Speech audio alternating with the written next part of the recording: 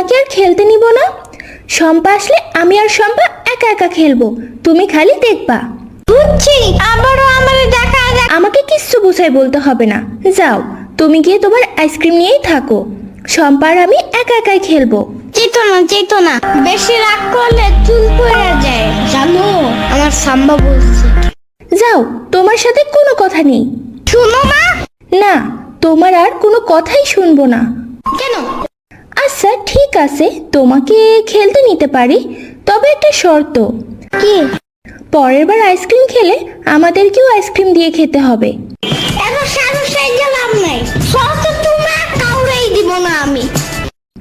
আচ্ছা ঠিক আছে, তাহলে আমি আর শম্পাও তোমাকে না নিয়ে খেলবো।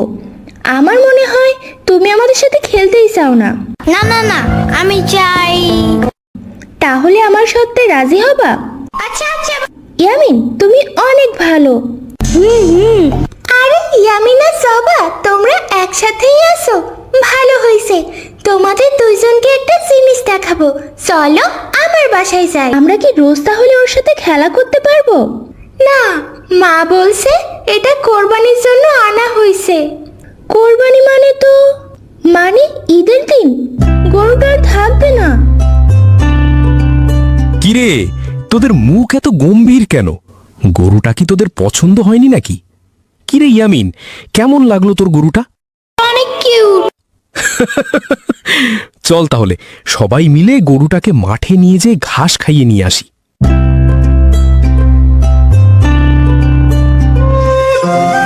কি হলো, তোরা এখনো মুখটা এমন গোমড়া করে আছিস কেন? দাদু, গরুটাকে খুব ভালো লাগছে, কিন্তু ওকে তো কোরবানি দিতে হবে, তাই না? হ্যাঁ রে, এটাই তো আমাদের ধর্মীয় নিয়ম।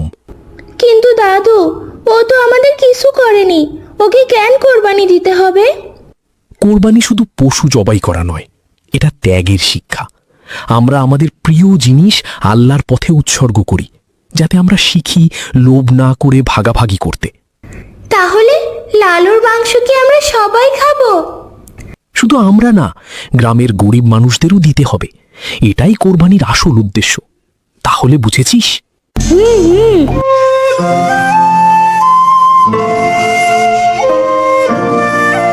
লালু, তুমি খুব ভালো। আমি তোমার জন্য ঘাস নিয়ে এসেছি। বাট ঘাস তো দাও না। পরে দিব, দেখছো না ও এখন জিরাচ্ছে আর জাবর কাটছে। ও আচ্ছা, কিন্তু মানে কি? গরু অনেকগুলো খাবার একেবারে খেয়ে পরে এগুলো আস্তে আস্তে মুখে চাবায়, এটাকেই জাবর কাটা বলে। লালু চলে যাক। আমিও না, কিন্তু এটা তো ভালো। তোমরা কষ্ট পাচ্ছ, এটা স্বাভাবিক, কিন্তু মনে রাখো, কোরবানি মানে শুধু ত্যাগ না, এটা মানুষের পাশে দাঁড়ানো। আমরা কি লালুর জন্য? তোমার গরু দেখে আমার নাতিরা তো সবসময় তোমার গরুর সাথে সাথেই থাকে। এই একদিনেই ওদের গরুটার সাথে অনেক ভালো বন্ধুত্ব হয়েছে। তাই নাকি? ওরা তো এখন খেলাধুলা বাদ দিয়ে তোমার গরুর পিছনেই থাকে সারাদিন। গরুর যত্ন নেয়, গরুকে ঘাস খাওয়ায়, গরুর সাথে খেলি। ওই দেখো, নাম নিতে নিতে চলে এসেছে ওরা। জবা, ইয়ামিন, শম্পা, ইনি হলো তোদের কাশিম চাচা। তোদের লালুকে ওনার কাছ থেকেই কিনেছি আমি। চাচা, আপনি কি ওকে ছোট থেকে বড় করেছেন?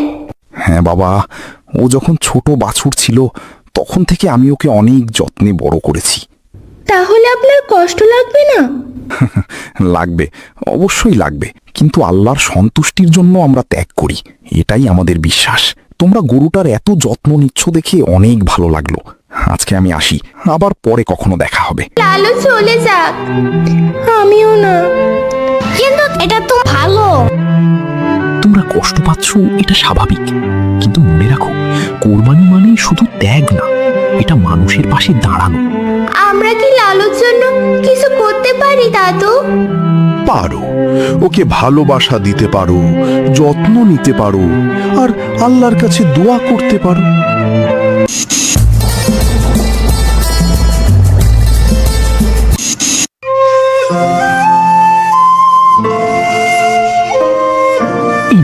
এই অংশটা পাশের গ্রামের খালাম্মার বাড়িতে নিয়ে যাও।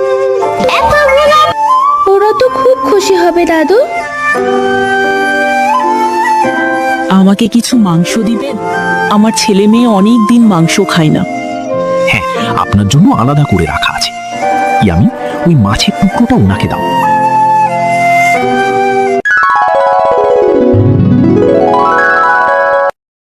আল্লাহ তোমাদের ভালো করুক বাবা, অনেক দিন পর এত ভালো মাংস পেলাম।